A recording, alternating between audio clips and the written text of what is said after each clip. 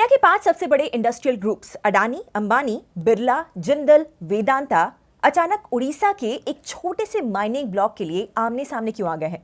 क्या यहीं पर छिपी है इंडिया की अगली ट्रिलियन रुपी अपॉर्चुनिटी? सेकेंडली, आईपीओ से पहले एनएसई को मिला है एक बड़ा रेगुलेटरी ग्रीन सिग्नल। सेबी ने उनके नए निफ्टी इंडिया एफपीआई 150 इंडेक्स पर फ्यूचर्स एंड ऑप्शंस की परमिशन दे दी है। क्या ये फॉरेन इन्वेस्टर्स को वापस इंडिया ले आएगा? और थर्डली, एआई के दौर में जब ऑनलाइन सर्च का फ्यूचर ही बदल रहा है, तब जस्ट डायल का स्टॉक सिर्फ एक हफ्ते में 40% कैसे भाग गया? आखिर कंपनी के बिजनेस में ऐसा क्या है जो कि एआई अभी तक डिसरप्ट नहीं कर पाया है? और एंड में होगी ट्रेंडिंग न्यूज। गवर्नमेंट अब एथर एनर्जी में पैसा लगा रही है, बट सरकार क्यों एक प्राइवेट ईवी कंपनी को सपोर्ट कर रही है? विल रिवील वीडियो के एंड में।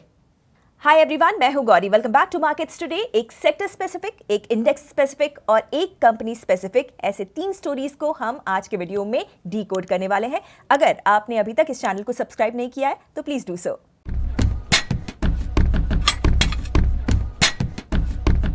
पहली स्टोरी में उड़ीसा का एक माइनिंग ब्लॉक इस वक्त इंडिया के सबसे बड़े इंडस्ट्रियल ग्रुप्स के लिए एक कॉर्पोरेट बैटल ग्राउंड बन गया है। कर्लापट बॉक्साइट ब्लॉक इंडिया के सबसे बड़े अनटैप्ड बॉक्साइट डिपॉजिट्स में से एक माना जाता है। उड़ीसा गवर्नमेंट ने 29 मई को कर्लापट ब्लॉक को 10 और मिनरल ब्लॉक्स के साथ ऑक्शन के लिए ओपन कर दिया था।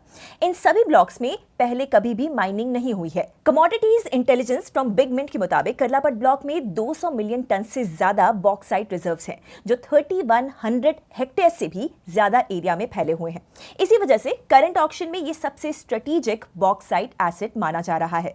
इसी पोटेंशियल को देखते हुए Adani enterprises, Reliance industries, Hindalco industries, Vedanta aluminium, Naveen Jindal backed, power mech और स्टेट रन कोल इंडिया ने इस ब्लॉक के टेंडर डॉक्यूमेंट्स परचेज किए हैं। And there is a reason for it. Infrastructure, renewable energy, electric vehicles और एरोस्पेस सेक्टर्स की ग्रोथ के साथ एल्यूमिनियम की डिमांड स्टेडली बढ़ने की एक्सपेक्टेशन है। और एल्यूमिनियम बनाने के लिए सबसे इंपॉर्टेंट रॉ मटेरियल होता है बॉक्साइट। इसीलिए long term bauxite supply secure करना अब एल्यूमिनियम कंपनीज के लिए स्ट्रेटेजिक प्रायोरिटी बन गया है। ये जो रेस है वो अडानी ग्रुप के लिए और भी ज्यादा इंपॉर्टेंट है। कंपनी रिसेंटली उड़ीसा में इंटरनेशनल होल्डिंग कंपनी के साथ पार्टनरशिप में लगभग $11.5 बिलियन के इन्वेस्टमेंट से 20 lakh ton per annum capacity का एल्यूमिनियम प्रोजेक्ट अनाउंस कर चुकी है। अगर अडानी एल्यूमिनियम बिजनेस में अग्रेसिवली एंटर करना चाहता है तो उसके लिए कैप्टिव बॉक्साइट रिसोर्सेज सिक्योर करना उतना ही जरूरी होगा, ताकि थर्ड पार्टी सप्लायर्स पर डिपेंडेंस कम रहे। दूसरी तरफ अगर हम देखें तो एग्जिस्टिंग प्लेयर्स भी एक्सपेंशन मोड में इसमें दिखाई दे रहे हैं। वेदांता एल्यूमिनियम, जो कि फिलहाल इंडिया का सबसे बड़ा एल्यूमिनियम प्रोड्यूसर है, अगले 3 सालों में अपनी capacity 60 lakh ton per annum तक बढ़ाने का प्लान बना रही है। हिंडाल्को भी उड़ीसा में अपने आदित्य एल्यूमिनियम कॉम्प्लेक्स की स्मेल्टिंग कैपेसिटी में 3.6 लाख टन पर एनम का एक्सपेंशन कर रही है। इसी वजह से एक्सपर्ट्स को ऐसा लगता है कि कर्लापट ऑक्शन रीसेंट बॉक्साइट ऑक्शंस में सबसे अग्रेसिव बिडिंग देख सकता है। इस ब्लॉक का रिजर्व प्रीमियम 35% रखा गया है, लेकिन फाइनल विनिंग प्रीमियम इससे काफी ऊपर जा सकता है। बट इतने बड़े रिजर्व्स होने के बावजूद कर्लापट ब्लॉक पर सालों तक माइनिंग नहीं हो सकी है। क्यों? क्योंकि ये ecologically sensitive Karlapat wildlife sanctuary के करीब है। बट अब कर्लापट का ऑक्शन इंडिया के एल्यूमिनियम इंडस्ट्री के लिए रॉ मटेरियल को सिक्योर करने की एक बड़ी रेस होगी। इन ब्लॉक्स का मिलना मेटल कंपनीज के रॉ मटेरियल इंटीग्रेशन कॉस्ट को सीधा 20% तक कट कर सकता है, एज पर सेवरल रिपोर्ट्स। जो भी कंपनी इस एसेट को जीतेगी, उसके long term structural operating margins listed space में सबसे मजबूत हो सकते हैं। एज एन इन्वेस्टर आपको इसे ध्यान में रखना होगा। तो बताइए, आपको क्या लगता है, कौन सा इंडस्ट्रियल ग्रुप सबसे अग्रेसिव बिड इसके लिए मार सकता है इस मेगा रिजर्व को जीतने के लिए? मुझे नीचे कमेंट्स में बताइए। दूसरी स्टोरी में एनएसई अपने डेरिवेटिव्स पोर्टफोलियो में एक और नया प्रोडक्ट ऐड करने जा रहा है। सेबी ने नेशनल स्टॉक एक्सचेंज यानी कि एनएसई को निफ्टी इंडिया एफपीआई 150 इंडेक्स पर फ्यूचर्स एंड ऑप्शंस यानी एफएनओ कॉन्ट्रैक्ट्स लॉन्च करने की अप्रूवल दे दी है। ये कॉन्ट्रैक्ट्स 12 अगस्त से अवेलेबल होने वाले हैं। और इंटरेस्टिंग बात यहां पर यह है कि ये तब हुआ है जब एनएसई अपने लॉन्ग अवेटेड आईपीओ की तैयारी भी कर रहा है। लेकिन निफ्टी इंडिया एफपीआई 150 इंडेक्स आखिर होता क्या है, ये हम समझते हैं। ये इंडेक्स अगस्त 2025 में लॉन्च हुआ था और ये निफ्टी 500 यूनिवर्स से उन टॉप 150 स्टॉक्स को ट्रैक करता है जो फॉरेन पोर्टफोलियो इन्वेस्टर्स यानी कि एफपीआईज के लिए एक्सेसिबल और इन्वेस्टेबल है। इन कंपनीज का जो सिलेक्शन है, उनके 6 month average foreign investable free float market capitalisation के बेसिस पर होता है। सिंपली अगर हम बोले तो इंडेक्स में वही स्टॉक्स शामिल किए जाते हैं जहां पर लिक्विडिटी अच्छी हो और फॉरेन इन्वेस्टर्स आसानी से इन्वेस्ट कर सकें। एनएसई के मुताबिक इसी वजह से ये इंडेक्स हेजिंग और पोर्टफोलियो डाइवर्सिफिकेशन के लिए एक यूजफुल बेंचमार्क बन सकता है। एक्सचेंज का यह कहना है कि 150 लिक्विड स्टॉक्स का डाइवर्सिफाइड बास्केट इन्वेस्टर्स को अपने रिस्क को मैनेज करने और अलग अलग सेक्टर्स में एक्सपोजर लेने के लिए एक और ऑप्शन देगा। अगर हम कॉम्पोजिशन देखें तो जून 2026 तक फाइनेंशियल सर्विसेज सेक्टर का इस इंडेक्स में सबसे बड़ा वेट था एट 26.15%। इसके बाद oil, gas and consumable fuels का वेट 10.03% था और हेल्थ केयर का weight 7.51%। Index foreign investable free float methodology को फॉलो करता है और इसे हर क्वार्टर रीबैलेंस किया जाता है ताकि ये मार्केट के लेटेस्ट पोजीशनिंग को रिफ्लेक्ट करता रहे। एनएसई इस इंडेक्स पर अब 3 सीरियल मंथली फ्यूचर्स कॉन्ट्रैक्ट्स और 3 serial monthly options contracts launch करेगा। ये कॉन्ट्रैक्ट्स कैश सेटल्ड होंगे और साथ ही हर एक्सपायरी मंथ के लास्ट ट्यूसडे को एक्सपायर करेंगे। इससे मार्केट पार्टिसिपेंट्स के पास ट्रेडिंग और रिस्क मैनेजमेंट के लिए एक और बेंचमार्क अवेलेबल होगा। ओवरऑल देखा जाए तो ये लॉन्च एनएसई के लिए अपने इंडेक्स डेरिवेटिव्स पोर्टफोलियो को और ब्रॉड करने की डायरेक्शन में एक स्टेप है। वैसे आपको क्या लगता है, क्या इस नए एफपीआई 150 इंडेक्स डेरिवेटिव्स के आने से इंडियन मार्केट्स में फॉरेन इंस्टीट्यूशनल वॉलेटिलिटी और ज्यादा बढ़ जाएगी?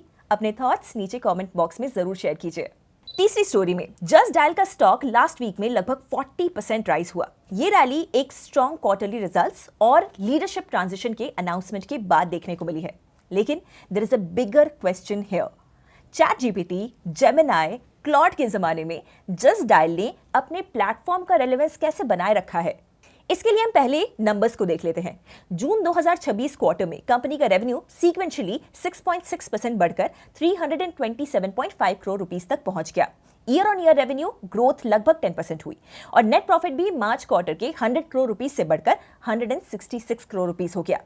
इसके साथ ही कंपनी ने लीडरशिप सक्सेशन प्लान भी अनाउंस कर दिया है। फाउंडर, मैनेजिंग डायरेक्टर और सीईओ वीएसएस मनी अपनी एग्जीक्यूटिव रिस्पॉन्सिबिलिटी दिनकर आइलावरपू को दे रहे हैं और कंपनी ने नए सीएफओ दिनेश तलूजा का भी अपॉइंटमेंट अनाउंस कर दिया है। लेकिन फाइनेंशियल रिजल्ट्स और लीडरशिप ट्रांजिशन से भी ज्यादा इंटरेस्टिंग जस्ट डायल का बिजनेस मॉडल है, जो कि काफी रेजिलिएंट दिखाई दे रहा है। जब जेनरेटिव एआई टूल्स आए तो काफी लोगों को ये लगा था कि लोकल सर्च प्लेटफॉर्म्स जैसे कि जस्ट डायल का एरा खत्म हो जाएगा। लेकिन कंपनी का सबसे बड़ा एडवांटेज उसका प्रोप्राइटरी हाइपर लोकल डेटाबेस है।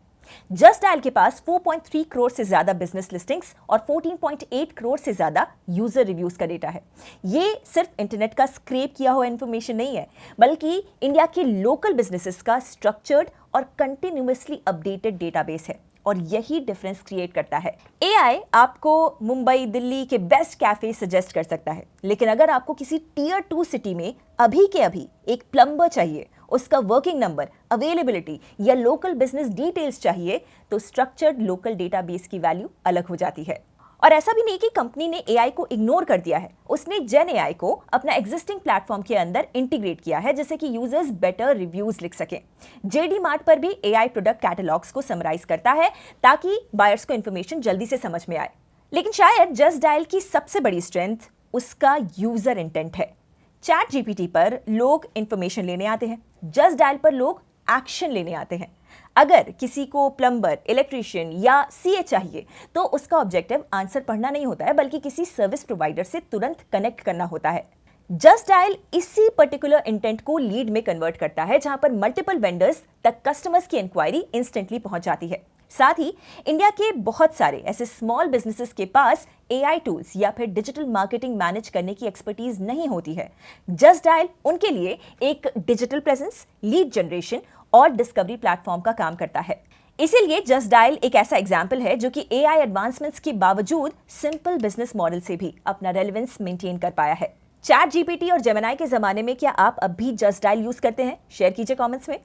एंड अब trending news, government backed India Japan green growth equity fund ने एथर एनर्जी में 200 करोड़ रुपीस का फ्रेश इन्वेस्टमेंट किया है। ये फंड इंडिया की national investment and infrastructure fund और Japan bank for international cooperation के सपोर्ट से ऑपरेट होता है और क्लीन एनर्जी बिजनेसेस में इन्वेस्ट करता है।